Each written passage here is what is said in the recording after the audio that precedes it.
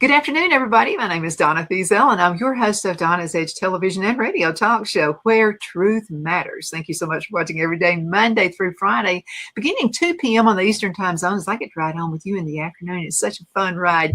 You may find us on television. We are on Abundance Television, found on Roku, Apple TV, Amazon Fire. Don't forget the podcast on thenewscasters.com. We're on the radio as well, the biggest country station right here in South Carolina, WZLA. Make sure you tune in there as well. It's always good to see you. Continue sending email, Donna@donnasedge.com, Donna@donnasedge.com. It's always great to hear from you. You can ask Phil. It makes my day when I hear from you. Absolutely. And I would like to, Peter Young is with us right now, and he's going to be a regular guest on the show. And so I've reached out to him, and I've had a few questions, and some of you guys have had a few questions also about relationships. So anything pertaining to what Peter is talking about today, I want you to get in contact with me so I can have some questions ready for him next time around. Welcome back to the show. Donna, thank you for having me. Oh, always. Let's talk about why you're here and what reached you to the point you're at right now. You know, there's a story in it's Luke chapter 8. You probably know it. There's a guy that has a legion of demons, right? And, he lives in the caves, and the people around in that town, don't know what to do with the guy. And Christ comes and he heals the man from his demons. And so now he's in his right mind. And the people in town, it's very curious. They kind of want Jesus to leave after he's performed this miracle, which is really bizarre. And so then the man who's been healed, begs Jesus to follow him. He says, "Can I follow you?" Christ says no. He says, "I want you to go home and I want you to tell everybody what the Lord has done for you." And so, my story can be kind of painful at times. I was rescued from a tiny but destructive religious cult. I've had a very traumatic and quite awful divorce. I've got issues, with my adult kids, there's some estrangement issues. And yet I keep talking about all this because I feel like my story is very instructive and also could be very helpful to others as they process what they went through, but also as kind of a warning sign for others. And I always wonder, how was that man received when he went and talked to his family, the man that had all those demons? Did they want him to leave? Were they scared of him, or did they embrace him and his story? And I can tell you, Donna, on your podcast and other podcasts and speaking publicly, I have yet to have anybody say, "You're off your rocker, you're nuts. I don't appreciate you doing this." Everybody has been unbelievably receptive to my story. Well, I'll have to tell you the reason why. We had family drama when I was a kid growing up too. And so we were restricted to see Dad. And, just different things happening. As a matter of fact, it hurt so bad that when I was talking with my counselor in high school about going to college, she suggested I become an attorney. And she said, "What would you do if you were an attorney?" And I said, "I would help men who are going through rough divorces, because it always seems like the law is on their side." And later on, I got a divorce. And so my ex-husband and I went to the same attorney. We'd already been separated a couple of years. The family just didn't know about it. And so I said, "You keep your stuff, I'll keep my stuff." And we had a wonderful thing that came out of that marriage, and that was our son, Brad. And I'm not going to speak bad about you to him, and I expect you not to speak bad about me to him as well. So would I marry him again? I would, just so I could have this son. Let's talk about the damage this can do to kids. Well, they call it's horrible. It's called parental alienation. I had never even heard of the term. It's basically when one spouse tries to badmouth the other to the kids. And so, when my wife left me and then she filed for divorce, and I didn't want divorce, I fought it for as long as I could. But she and the cult leader, a guy named Uncle Robert, who wasn't related to any of us, really kind of started down this path of trying to denigrate and destroy me in the eyes of the children. And I believe it was because of that way Uncle Robert, the cult leader, could kind of figuratively be the father to all 5 of our children because I was considered such a horrible person. So they started to, Uncle Robert and my former wife, started to teach all of our children that I was the devil, that I was Satan, that I was a sperm donor, I was a bloodline, I was an alien, a fraud, a liar, abuser, you name it. And, I've got all this written down. And she then, would call them all these names in court documents as well. And so, I was just devastated at the time, kind of very emotionally and spiritually fragile. Thankfully, my family and friends rallied around me to help me through this time. So as the court case kind of proceeded, we got what's called a guardian ad litem. And what is a guardian ad litem? Is this like a foot disease or something? I'd never heard of this. And it's basically someone appointed by the court to look after the kid's best interest in a high conflict divorce. And the guardian ad litem in our case wrote this jaw-dropping 50-page report.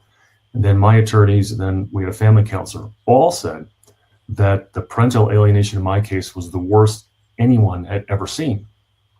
And I don't know what to compare it to, but I can tell you it was really horrible. And just to give you an example, my kids were taught by their mother and Uncle Robert that the 5th commandment to the Bible, to honor thy father and mother, that way you will have a long life, didn't apply to me because it only applied to fathers who truly love their kids. And my kids believed this. They were literally taught you do not need to respect your dad because he's not really a true father. He's just a sperm donor. And, kids intuitively want to love both of their parents. Sure. And so, when the one parent tries to destroy the other parent, there's a part of that child that it's horrible. It's hard to put into words, but it's just a horrible thing to do to children. It really is. And like you said, because I know I went through it as a kid. And so, you want to love both your parents, but like one instance is she drug it out in court. And so she had a sleazy attorney who was all he was doing was taking all the money he could. And he knew what buttons to trigger her. And so they had me get up on the stand. And I was just freaking. I was scared to death. And so I'm thinking of old Perry Mason episodes and stuff like that, and I'm freaking. And so her sleazy attorney just looked over at me and wanted to know how many times he had molested me. Yeah. And it's the questions he was asking. And I was just shocked. I could not believe he was. I'm just saying this for your cause. Yeah. I couldn't believe I was being asked that. Yeah. Well, he was looking. I looked at him, and then I looked at her, and she was smiling like crazy, and I just couldn't believe it. And I said, he hasn't. Right. And they had my brother get up on the stand and ask him the same thing. But he asked, it was like questions. He was trying to trick me into saying he did something he didn't do. And I don't know. I can't fathom why he would do that. I don't get it. Yeah. And a friend of mine who I really respect, he's kind of a Christian mentor to me, a few years older, had me read this book. It was called The Abusive Wife, Ministering to a Very Contentious Woman. And it talks about basically bitterness. I believe it's in Hebrews, it talks about the root of bitterness growing up. And so I look back and, and my former life would have been very bitter. I believe a lot of that really came from the cult leader, Uncle Robert, in the way that he treated her. He was very manipulative and emotionally, mentally, and spiritually abusive. So, she grew up in this cult. She knows no other life. So in a way, she is a victim. However, she did really come after me quite hard and during this whole process. And I never wanted the divorce. So our court case took 3 years. It took over 3 years, largely because of, what would we do with the children? Because we have 5. And ultimately, and the last thing Donna I wanted, which I think anybody wants, is to have the courts involved with your family. Like, I want you involved with my family. But in this case, they got it right. We've had multiple guardian ad litems, a parenting evaluator, an assistant judge, a judge. She's been through 4 attorneys, and I still have mine. And they all see it. Thankfully, every single professional has seen it, and it's pretty obvious, this horrific parental alienation and the cult influence. And people say, well, if you could go back and do it all over again, would you marry her? And my answer is, yeah, absolutely. I never wanted a divorce. I truly felt like, the Lord brought us together, and we had 5 kids. And I remember, for the kids, they kind of asked this when the parents split. I think they might have asked her what she thought. She said, well, if your father and I never married, you would still be here. You would just look a little different. So in other words, again, it's like trying to make that complete erase me from their lives, as if she would have married somebody else and would have still had our 5 kids, they would have looked a little differently. Which we think about is kind of wicked, right? Like, I'm their father no matter what anybody says, and I will always be their father. You will be. Mm-hmm. You know? There's nothing you can do about that. Do any of the kids look like you? Well, yeah, like they all do, kind of, really. I mean, I'm 6'5". My 3 sons are about 6'7" to 6'8". So, yeah. Well, I look like Dad, which is kind of a curse. Okay. So even now, sometimes when nobody looks at me, it's like she's looking at Dad. I mean, I look just exactly like him. Absolutely. Let's go into a commercial break. And when we come back, let's talk about cults. I've got an interesting story for you. We'll be right back in just a few minutes. Twin City Used Car Sales has been serving drivers in the Northeast Alabama area for years with a quality selection of late model used cars, SUVs, and pickup trucks. On top of our extensive selection and competitive prices, we offer professional auto financing services for used car buyers of all credit levels. Whether you've just begun your search or you're ready to secure your next vehicle, at Twin City Used Car Sales, you will drive away with the vehicle of your dreams. The sales and finance staff at Twin City Used Car Sales looks forward to serving you, and you can apply for financing online before your visit to our used dealership in Gadsden, Alabama. Check us out on the web at twincityusedcars.com or go by our location at 901 First Avenue, Gadsden, Alabama. We sincerely look forward to serving you.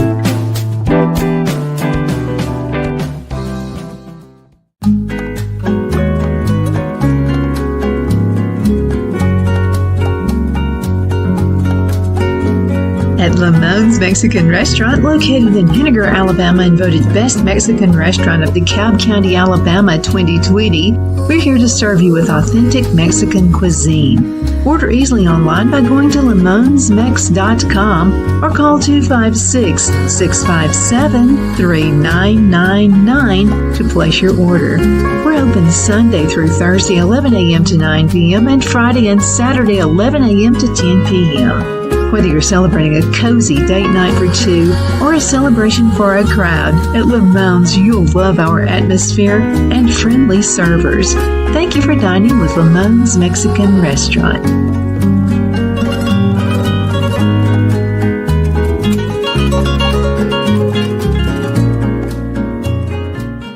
At Liberty Bank, we're all about community. Whether it's to help with a charity fundraiser or help families in need, toys at Christmas, or a local football team, we're here for you. You see, we realize the importance of family. Sometimes it's to build a new home or necessary home repairs. We're here for you.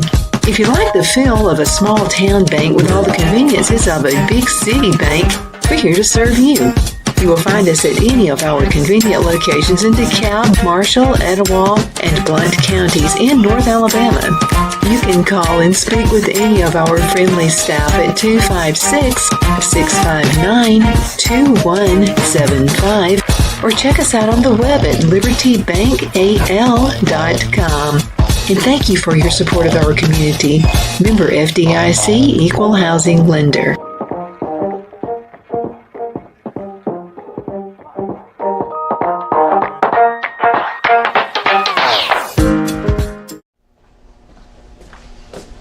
Are you ready? We all wonder what tomorrow will bring, but the future lays itself at the feet of the prepared and surrenders to the will of the persistent. It's not easy, but today shapes you so you can shape tomorrow.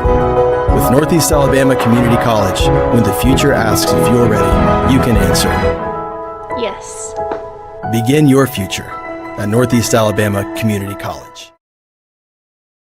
Because of your overwhelming support, our 1488 MyPillow has been one of the biggest sales in MyPillow history. I couldn't think of a better way to say thank you than to extend our wholesale pricing through Christmas. Get a classic standard MyPillow for only $14.88. Upgrade to a queen size, just $18.88. King size, only $1 more. Get my body pillows for only $29.88. And ready? Multi-use MyPillows, only $9.88. It's perfect time to stock up for Christmas gifts for everyone on your list. Go to mypillow.com or call the number on your screen. Use your promo code to take advantage of our wholesale pricing, including my classic standard MyPillow is only $14.88. But that's not all. I'm so confident you're going to love our classic MyPillows that I'm going to extend my 60-day money-back guarantee until March 1st, 2025. Plus, orders over $75 ship absolutely free. Good afternoon. We are back. My name is Donna, and I'm your host of Donna's Age Television Talk Show, where truth matters. I got Peter Young with me right now. Peter, I wanted to tell you something that was kind of interesting. So we had moved into an area, and we like to go to church. And so we were seeking out churches, but there's one we turned away and ran from. And I'll tell you why. So we walked into the church, and the pastor and his wife were up there telling everyone that they were their mother and father. And that kind of hit me the wrong way. I looked at Phil and I said, so in other words, they were taking the presence of the mother and father that they already had, you know, that people in the congregation had. And so we didn't like leave or anything, didn't, you know, make a big scene or anything. We stayed until the service was over, and then we were in the car, and I said, did I hear something wrong? I said, did this guy tell everybody in the congregation that he and his wife were everybody's mother and father in there? And Phil said, I believe that's what you call a cult. Yeah. And that Christ addresses that in one of the Gospels. I can't remember which one it is, where he talks about, you know, not calling, you know, I would say probably he doesn't mean our true father and mother, but like spiritual fathers, that he is the one father. We are his children. We can go to Christ and say, Abba, Daddy, right? We cry straight to Christ because we are his adopted sons. I can tell you that trying to blur the lines of the nuclear family is one of the key hallmarks of a cult leader. So whether it's, you know, like grandparents, parents, and kids, everybody then tries to be like most favorite son or daughter. And so that is a common trait of cult leaders. And that's what we had in our little cult. And let me just share this little story, a little anecdote. I can't remember if I've told it before, but, you know, we had 5 kids, 17, 18 years into our marriage. And my wife at the time wanted to be a surrogate to provide a male grandson for Uncle Robert, because he had 2 sons and granddaughters, no grandsons. And so it was so important for her that the world, you know, had a male heir of Uncle Robert to carry on his incredible mission that, you know, saving the world from World War III. He's the only one that knows the true gospel. So here she is around 4 years old, and she wanted to be a surrogate. And I was repulsed by the idea. And, it was awful. And I said, well, what happens if you had a daughter? Would you do it again? She's like, yes, as many times as necessary. So thankfully it didn't happen. But then it was only 2 years later, Donna, that after she left me to draw closer to Uncle Robert, that they then started to denigrate me and use as a pejorative, you're not the true father, you're just a bloodline or sperm donor. So now I am meant to be ridiculed and kicked to the gutter because I'm just a sperm donor. And yet she literally was going to try and you know, protect and preserve Uncle Robert's sperm, so to speak, for future generations.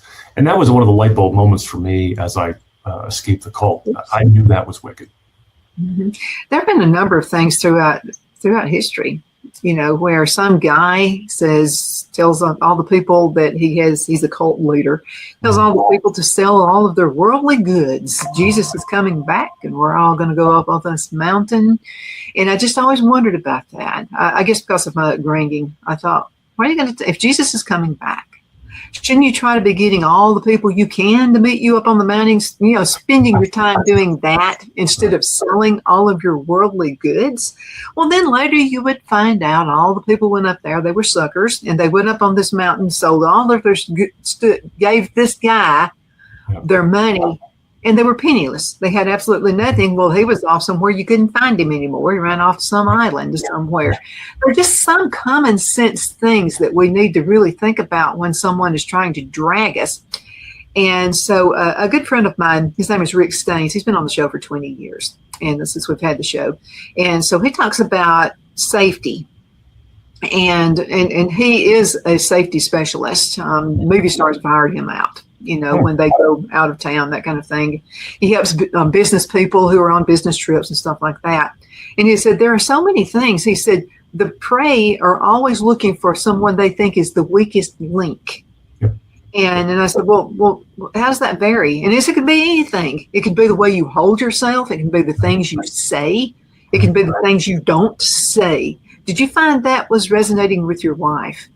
Well, there was no question that certainly that resonated with our little cult, because cult leaders are not going to go prey on people that are very strong and have a very strong support system. They prey on the vulnerable, and also not so much vulnerable as in someone that has a lot of doubt or fear, but when you are alone, then you are vulnerable. And that may be no matter how strong you are. If you are alone, if you're isolated, separated, and you are not attached to the body of Christ, to a very strong support system, that's when you are most susceptible to cult leaders. And so that's what happened to us, is that we would then, just listen to Uncle Robert. We had no other outside voices to say, hey, wait a minute. He said, what? Are you sure about that? There was no other person in our lives to kind of counteract him. And so in that regard, it was the isolation that made us vulnerable. And so that's what I always warn and tell people, right? Like, as the body of Christ, if I cut my thumb off, my thumb dies. I'm not going to die. The thumb will die. You have to stay attached to the body of Christ. And we became, unattached, so to speak. And that's why we were so vulnerable to everything he said. And also, I have to point out this out as well. Like, you talked about common sense. Well, some of these things are really common sense. Remember, when you're brainwashed, common sense and brainwashed don't go together, right? And you just don't see these things when you're brainwashed. And I was for about two and a half years. And a lot of folks, you give them credibility. They have great, fascinating jobs. They're way up in the company on top level, and it can happen to them as well. Yeah. It could happen to anybody. And I'll also say this too, there's a difference between a true cult and really dysfunctional culture. I think we see a lot of manipulative, abusive cultures, probably a lot of churches that have bad culture. They're not a cult, right? There's a lot of probably businesses and political organizations that have bad culture. I don't necessarily think it means they're a cult. However, it's probably a short trip from really bad culture to a small cult. Oh, I was going to say that. And I worked for a company, and they were continuously sending. I handled government and corporate accounts, and so they were continuously sending me on these trips. To me, it would be, if you're going to go on a trip, send an employee out. It's a training trip, how to make better sales, how to take better care of your customers, those kinds of things. But what they were doing, they were trying to brainwash us into a bunch of nonsense. One was a PAR training, PAR training, and that one was out there. This is in the 1980s, and something just didn't feel right about it. So let me ask you a question. If you are with a group of people and they're saying things that just you can't put a finger on it, but something is wrong with the picture, should you pay attention to that? Absolutely. And I would say also, as a believer, we have the indwelling of the Holy Spirit, right? And so if we truly have the Holy Spirit living within us, he gives us discernment. He gives us wisdom so that we can see these things. So absolutely, in that situation, if you are a believer and you see something that just doesn't fit right, well, yeah, of course you should pay attention to it. And then you pray about it, right? And then the Lord will give you discernment and wisdom. Yes, this is something to run from, or no, this is okay. And we grow in that discernment, I believe, the more, we read the Bible. It's funny, there's a kind of a saying where people will say, well, I've got a difficult decision, I'm in a difficult choice I have to make, and I really want to hear the Lord's voice. And you could say to them, well, read the Bible. And they say, no, I really want to hear the Lord's voice. And read the Bible out loud, right? Yeah, we had a pastor's wife who said this, and it really stuck with me. She said, something, when you pray out loud, the devil can hear what you're praying. There you go. And that can keep you out of quite a few messes. So let's talk just a little bit more. We have about 4.5 minutes left in this segment, about 5.5 minutes left in this segment. So a cult person, do they start out by telling you what they think you want to hear? Does it start out with flatteries and that kind of thing? Absolutely. So I always tell people that cult leaders will not start with utter nonsense and lies, because no one would believe it. No one would follow them. So certainly in our case, we had this guy named Uncle Robert, born and raised in Syria, not related to any of us, and he knew his Bible inside and out. And he would read to us, from the Bible, and then he would give each and every verse his own particular little unique and perverse spin and twist to it. So that 5, 10, 15 years down the road, we're really nowhere near what I believe the gospel and the Bible is trying to say. But it was a very slow, subtle process. Think about the frog in the pot of boiling water. That was the water started off pretty darn comfortable. And then 10, 15 years down the road, I'm boiling. And at that point, it's too late. And so that is where you need not only the discernment, but the discernment of others who are, let's say, in the pot of water with you. Hey, Peter, it's hot. We need to get out. And if you don't have anybody with you along this journey to be able to say, hey, I don't think what this guy is saying is right, well, then you don't get out in time. And then you stick with it. And you stay under this man's tutelage, under his thumb. And where you get to a point where you say, wow, this is, it's just too late. Did they try to keep people within the cult from speaking to each other? They try to keep, just in case, because I would be the one person in the cult that would be saying, hey, did that sound right to you? I mean, did they try to keep people separated? Well, the way they do it is not so much to separate you, but they make an example of you. So like you, Donna, I was the guy in the cult that would be raising his hand. Excuse me, could you explain this to me, please? Really the Jews are out to control the world, and every plane crash and recession, is a Jewish conspiracy. Okay, where's the proof? And I would never get an answer to that. I would always get, Peter, why are you so stupid that you don't understand me? And I would continually get beaten down because cult leaders hate questions. And remember, the truth doesn't mind to be questioned. The truth loves questions because it can defend itself. He did not like questions.